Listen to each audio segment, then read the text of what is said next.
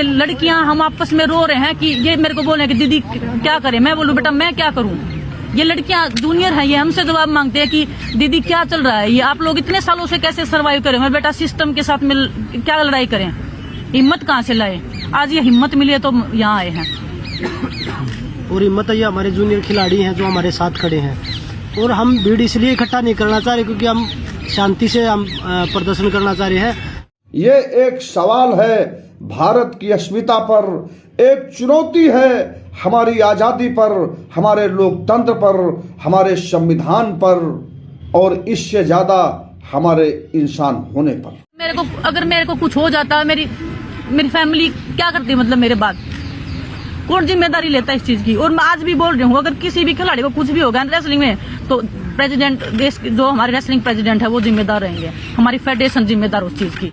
साथियों नमस्कार, हलचल इंडिया से मैं राजेश सिंह। इस तस्वीर को देखिए, आंखों में दर्द का समंदर उफनाया हुआ है।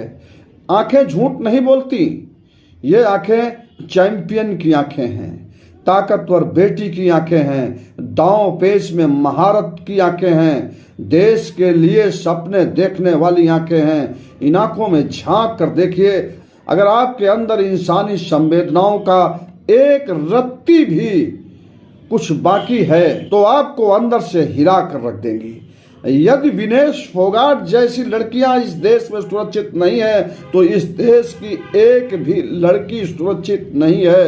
ये एक सवाल है भारत की अस्मिता पर, एक चुनौती है हमारी आजादी पर, हमारे लोकतंत्र पर, हमारे संविधान पर और इससे ज्यादा हमारे इंसान होने पर।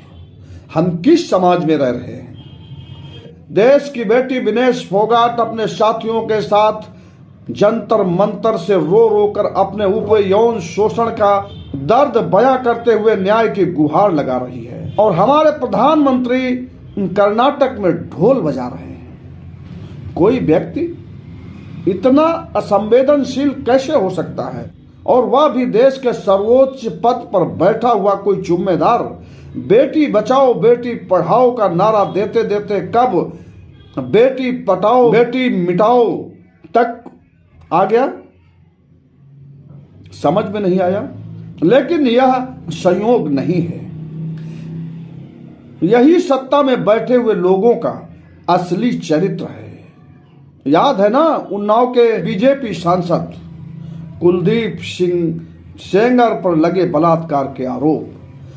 पीड़िता का क्या हश्र हुआ आपको याद नहीं होगा, क्योंकि आप सब भूलते बहुत जल्दी हैं। फिर वही रवैया अपनाया जा रहा है।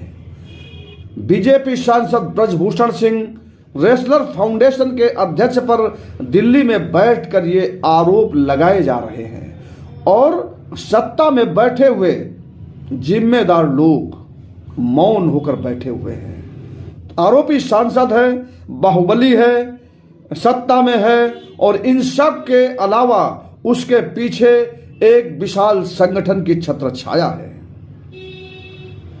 वो इन सारे बयानों को बड़ी बेशर्मी के साथ इन सारे आरोपों से इनकार कर रहा है।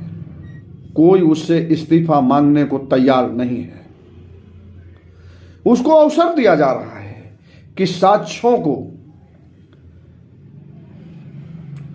ये देरी इसलिए किए जा रही है, जो अक्सर इस तरह की घटनाओं में भारतीय जनता पार्टी के जितने भी पदाधिकारी सांसद या इस तरह के जिन पर भी आरोप अभी तक लगे हैं उसका इतिहास बताता है कि ये आरोपी को धीरे धीरे साक्ष्यों को मिटाने का मौका देते हैं, और वही खेल फिर खेला जा रहा है। अब हमें सोचना है, इस देश के एक एक नागरिक को सोचना है कि हम किस तरह के समाज में जिंदा हैं, हम किस तरह की व्यवस्था के पोषक हैं, हम कैसी सरकारें चुनते हैं, हम लोकतंत्र में कैसे जनप्रतिनिधियों को अपना रहनुमा बनाकर दिल्ली संसद में बैठने के लिए भेजते हैं। आज के लिए बस इतना ही, धन्यवाद।